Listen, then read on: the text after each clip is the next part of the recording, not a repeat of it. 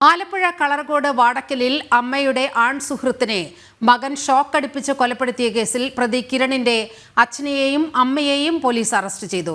കിരണിന്റെ അച്ഛൻ കുഞ്ഞുമോൻ, അമ്മ അശ്വമ്മ എന്നിവർ 2-3 പ്രതികളാണ്. ഇവർ തെളിവ് നശിപ്പിക്കാൻ കൂട്ടുനിന്നുവെന്നാണ് പോലീസിന്റെ കണ്ടെത്തൽ.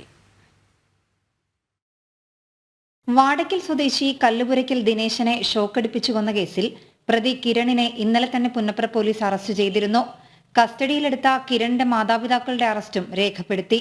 ദിനേശനെ ഷോക്കടിപ്പിച്ച് കൊലപ്പെടുത്തിയ ശേഷം പിതാവ് കുഞ്ഞുമോന്റെ സഹായത്തോടെയാണ് കിരൺ മൃതദേഹം ചതുപ്പിൽ കൊണ്ടുപോയി ഉപേക്ഷിച്ചതെന്ന് പോലീസ് പറയുന്നു.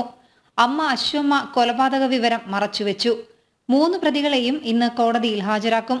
ശനിയാഴ്ച ഉച്ചയോടെയായിരുന്നു വാടക്കൽ സ്വദേശിയായ ദിനേശനെ സമീപത്തെ ചതുപ്പിൽ മരിച്ച നിലയിൽ കണ്ടെത്തിയത്. പോസ്റ്റ്മോർട്ടം റിപ്പോർട്ടിൽ ഷോക്കേറ്റ് മരിച്ചതാണെന്ന് വ്യക്തമായി.